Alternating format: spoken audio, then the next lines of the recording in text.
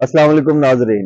मैं हूँ आपका मेज़बान Syed Ahmed Raza Bukhari the mind maker channel के साथ। और आज हमारे साथ हैं हमारे मेहमान जेएसपी पार्टी के चेयरमैन इंजीनियर मोहम्मद अरसलान। तो आइए जानते हैं इनका नज़रिया कि हमारे मुल्क में दहशतगर्दी को ख़त्म करने के लिए इनकी पार्टी क्या इक़दाम कर सकती है। जी सर। सबसे पहले पाकिस्तान में जो दहशतगर्दी है पिछले 50 सालों में ख़त्म नहीं हुई।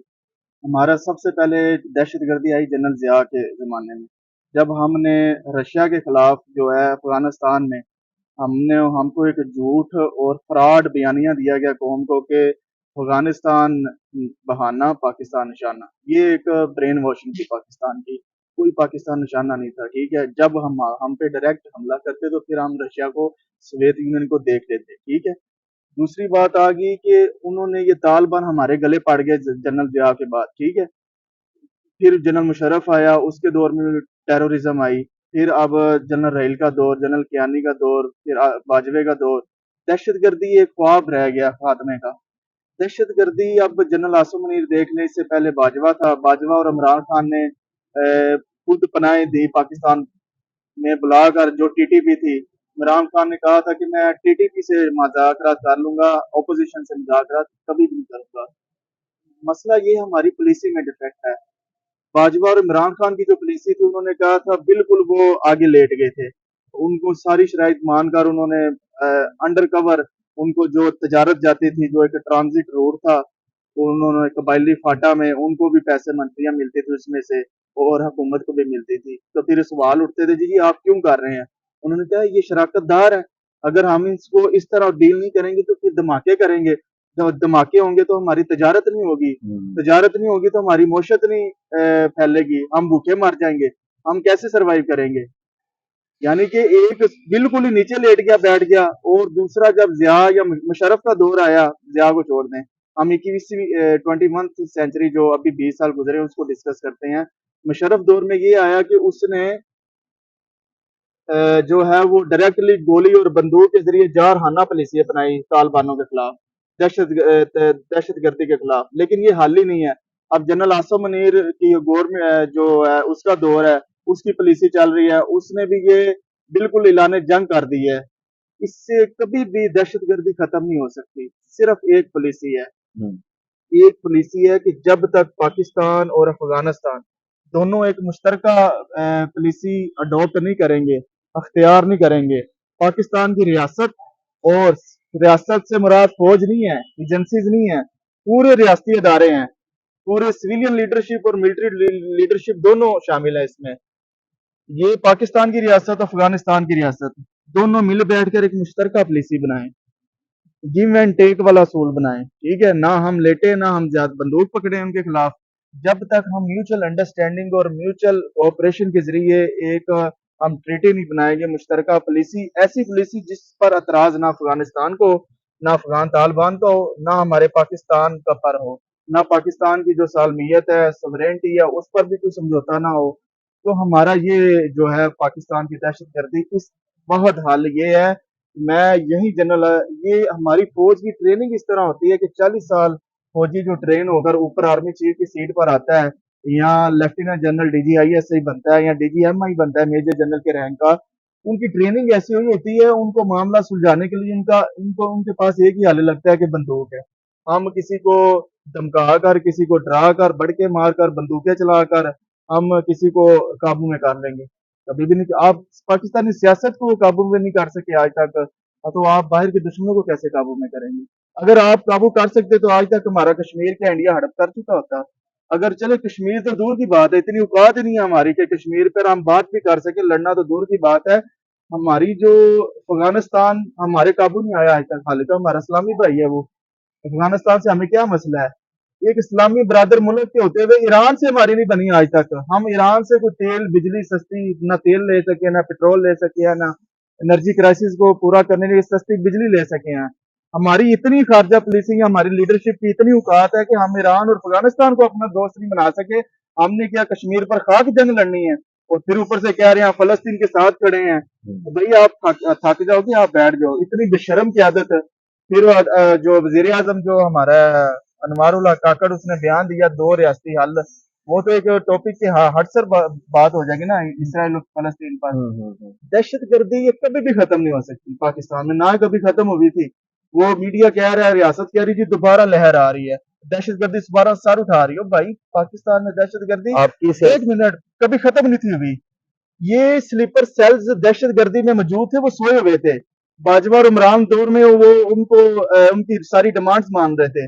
उन्होंने एक दफा ये जब भी पॉलिसी बदली या जनरल आसिफ मुनीर की गवर्नमेंट आई है, ये पायदार पॉलिसी जब 100 साल आईनी पॉलिसी आइन में तरमीम करके जब तक हम उनको आईनी तहफ़्फ़ुज़ अपनी खारजा पॉलिसी को नहीं देंगे, तब तक हर जो पॉलिटिकल गवर्नमेंट आएगी, नया आर्मी चीफ आएगा, उनका अपना मजाज है, उसकी अपनी नेचर है, तबीयत है, उसके मुताबिक पॉलिसी बनती है।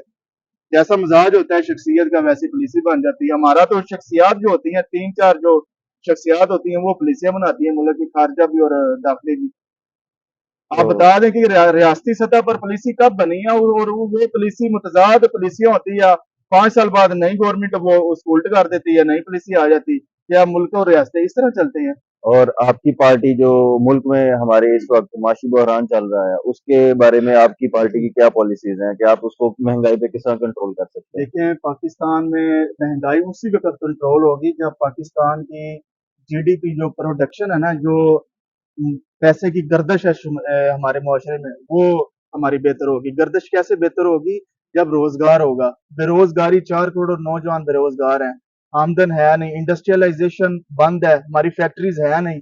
हम कोई चीज सुई से लेकर हवाई जहाज तक हम क्या खुद बनाते हैं? आप बताएं मुझे। नहीं बनाते।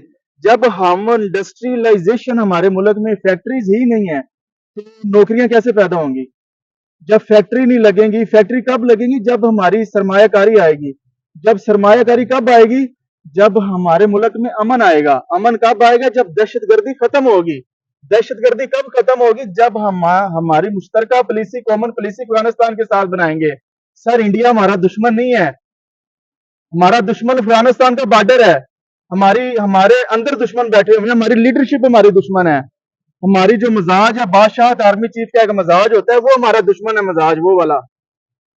इंडिया से हमें कोई खतरा नहीं। 65 में हमने खुद हमला किया था कश्मीर में, वो हमें इंगेज करने के लिए मशरकी बॉर्डर पे लोग उसने हमला कर दिया। क्या मुतालिया पाकिस्तान में ये पढ़ाया जाता है?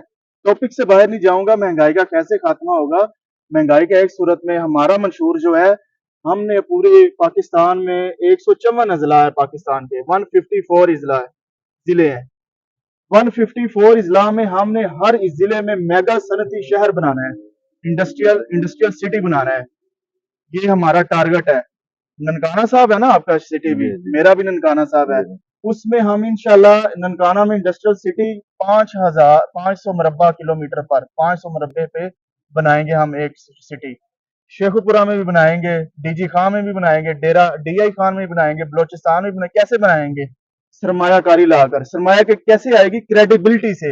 हमारी रेपुटेशन, जो सिविलियन लीडरशिप है, उसके पास कितना अख्तियार है, उसका खारजा पॉलिसी पे कितना होल्ड है, उसकी दाखिला पॉलिसी पे कितना होल्ड है, उस पर जो थिंक टैंक है, उसकी पॉलिसी मेकर है, वो कितनी आजाद है, जो गैर सियासी अदारे उनकी मुदाखलत कितनी बेअसर है। देखिए, और जो पॉलिसी बनाते हैं उसकी क्या गारंटी है कि वो अगले 100 साल पॉलिसी चलेगी?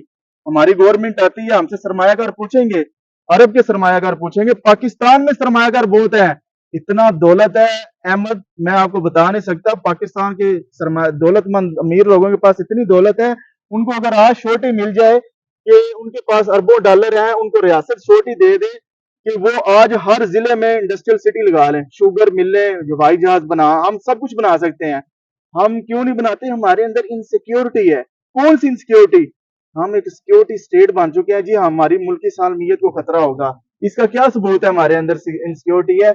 इसका सिर्फ एक ही सबूत है कि जब आपने फैक्ट्री लगानी हो, आपको 90 लाइसेंस एनओसी चाहिए होते हैं रियासत पाकिस्तान, गवर्नमेंट ऑफ पाकिस्तान से। 90 लाइसेंस आपको जब जारी होंगे तब आप फैक्ट्री लगा सकते हैं।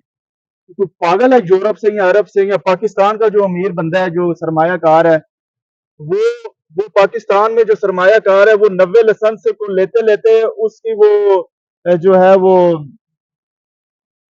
90 लाइसेंस लेते लेते उसके 20 साल गुजर जाएं। हमारा भाईजान हमारा कमर्शियल स्टेट बनानी होगी, हमें इंडस्ट्रियल स्टेट और कमर्शियल स्टेट बनानी होगी।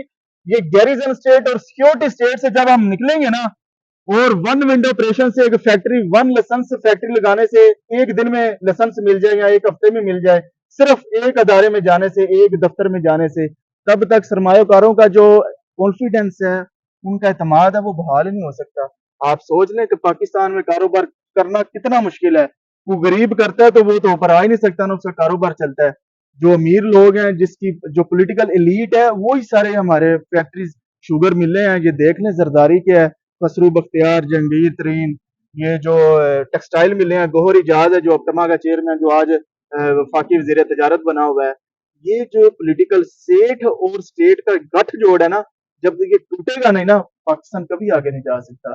کوئی راکٹ سائنس نہیں ہے پاکستان میں مہنگائی اور بے روزگاری کا خاتمے کے لیے پالیسی بنانا ہوگی، اور پالیسی کو ہماری اگر 2/3 میجورٹی اگر عوام دے گی تو ہم گورنمنٹ میں بناؤں گا، 2/3 میجورٹی دیں گے، ہم جو پالیسی خارجہ اور داخلہ بنائیں گے، جو ہم اکنامک پالیسی بنائیں گے، جو سیاسی پالیسی بنائیں گے، اس کو 100 سالہ آئینی تحفظ دیں گے۔ وہ مستقل آئینی پالیسی ہوگی 100 سالہ، کوئی بھی گورنمنٹ آ جائے گی اس کو ٹچ نہیں کر سکتی۔ اگر کرے گی تو اس پہ آرٹیکل 6 لگے گا، غداری کے مترادف ہوگا، وہ آئین شکن کی سزائے موت ہے۔ یہ سر فیصلے کرنے ہوں گے، اور جو پیپلز پارٹی، نون لیگ، عمران خان، یہ جتنی پولیٹیکل لیڈ کلاس، ان کے سروں میں گولیاں مارنی ہوں گی، جیسے ایران میں انقلاب آیا تھا۔ یہ ان کو پھانسیاں دینی ہوگی تاکہ یہ رہیں ہی نہ۔ پیور ڈیموکریٹک فورسز اوپر آئے، جمہور عوام اوپر آئے، غریب لوگوں کی، لوئر مڈل کلاس، میں مڈل کلاس بھی نہیں کہہ رہا، لوئر مڈل کلاس اور غریب ترین لوگ اوپر آئیں، ورکنگ کلاس کے لوگ، اس طرح ہو سکتی ہے جی بات۔ ناظرین، اسی گفتگو کے ساتھ میں آپ سے اجازت چاہتا ہوں، اگلی ویڈیو تک ہمارے ساتھ جڑے رہیے۔ خدا حافظ۔ اللہ